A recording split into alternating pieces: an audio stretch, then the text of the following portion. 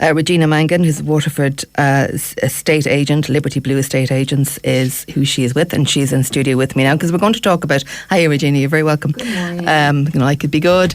We're going to talk about landlords, but I'm sure you'd agree with me that landlords who have properties where they put, loads of beds in a one room and charge people a fortune to stay in that place, and they're just cramming people in to make money. We're not talking about those today, real interest in those. It's the smaller landlord, the smaller, and I would say decent landlords who just maybe have an investment property that they were renting out. They're leaving the rental market in droves, aren't they? Yeah, we don't deal with people like that, basically, so I can't comment on them. No, I wasn't talking Absolutely, about you but just I'm so you know. And you know what? I think the majority of small landlords are decent. So we'll talk about those people, as you rightly said.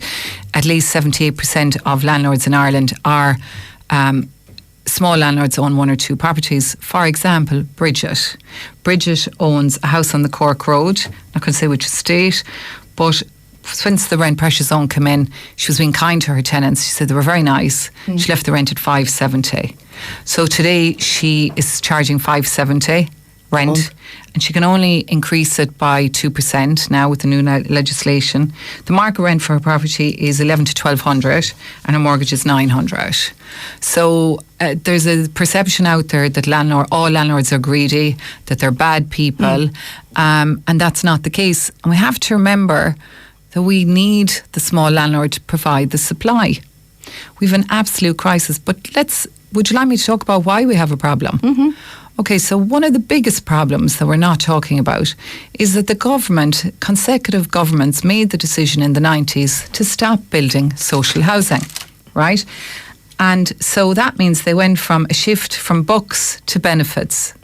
It's a phrase I read. Bucks to benefits. So that meant that instead of owning the properties for social housing, they now rent.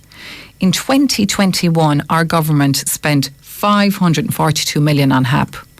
Now, if you can imagine, because there's no social housing, the government are actually the biggest occupiers of the rental accommodation, which means they're soaking up all the stock. Now we have an employment crisis here, and we can't get doctors, we can't get nurses, so they're all coming in from other countries. There is nowhere for them to live.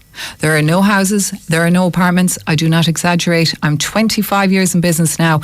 We have an absolute emergency on our hands, and I equate the situation to a pint of water on a counter that's absolutely overflowing, and they're getting buckets of water and pouring it in on top of the pints, with more and more people coming in and nowhere for them to go. So the water is flooding the floors.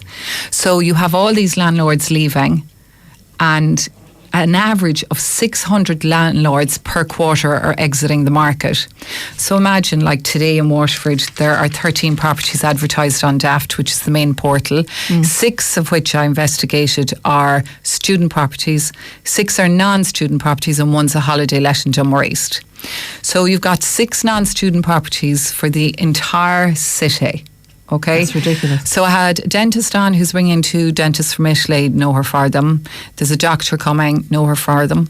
Loads of Indian people coming to the office. They're nurses, doctors. Sorry, we've nothing. Then we had a man in an apartment the day before yesterday, one of my team, on his knees, actually begging for the property for his family. So, and then 900 million combined last year that the government spent on rental accommodation in the private sector. 542 on HAP, and then the rest for other type of social rental.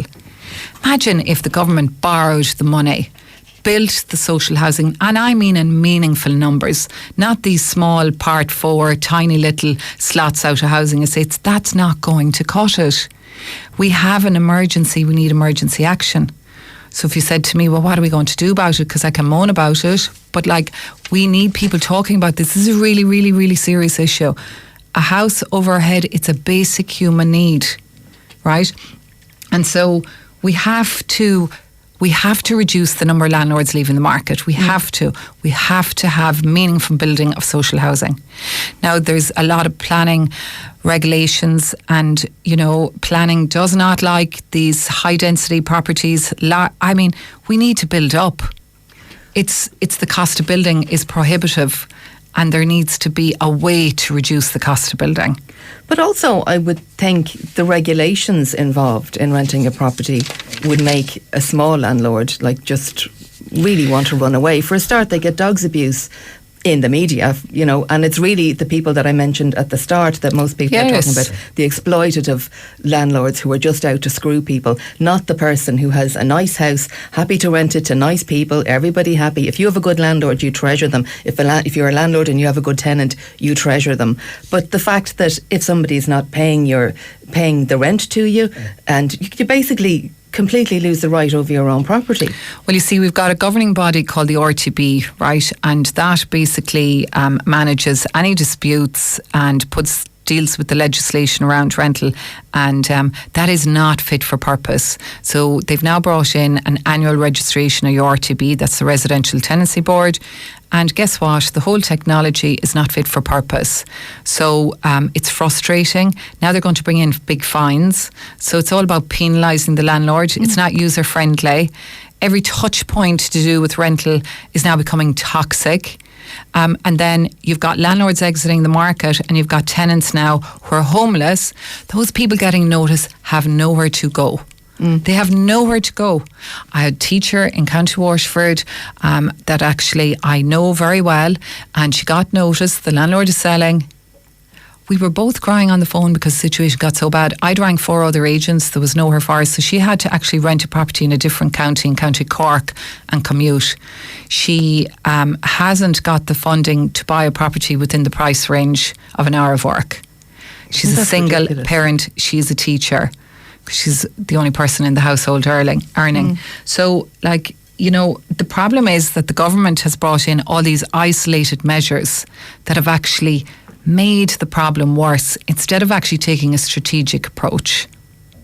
You know? Yeah. And you've got landlords, different types of landlords paying different types of tax. So let's say the likes of Bridget that I spoke about with the property.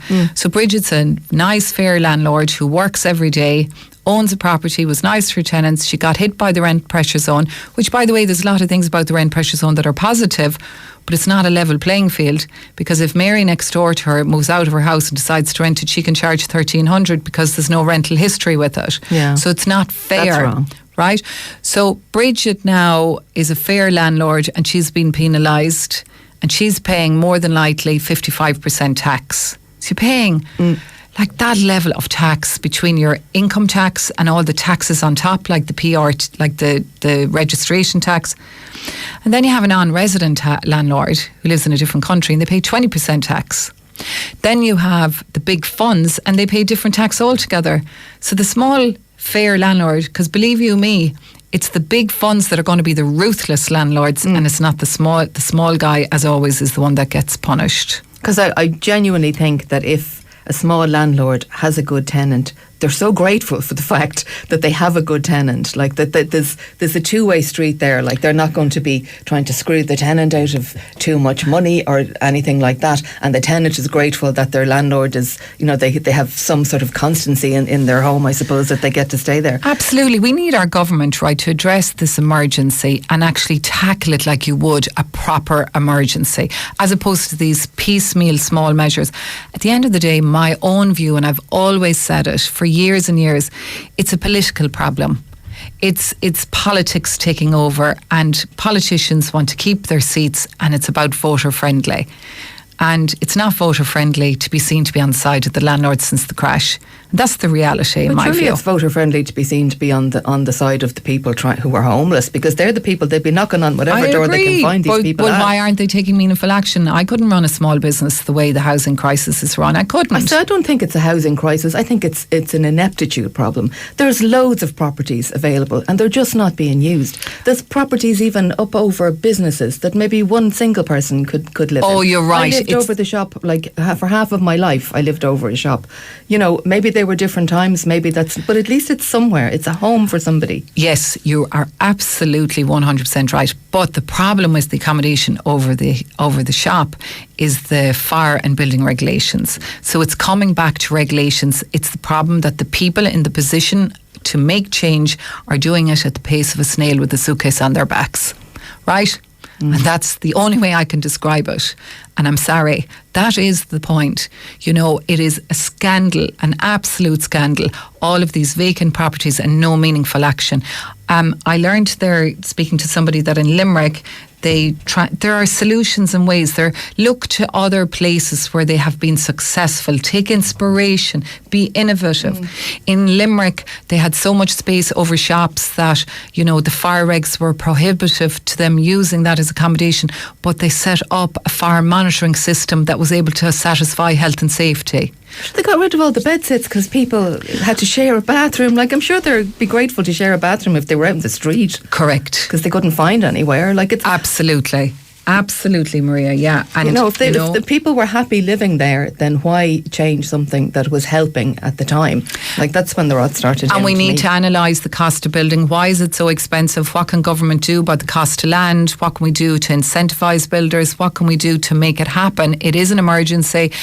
Why can't we build up? They build up in other countries. Why not? Because if they continue to build and increase the density, then that makes it more cost viable. We're not going to sort it today anyway, Regina, but at least we've had a talk about it. Thanks very much for coming in. Thank you for inviting me. That is Regina Mangan there. She's a Waterford estate agent. Liberty Blue is the name of her company.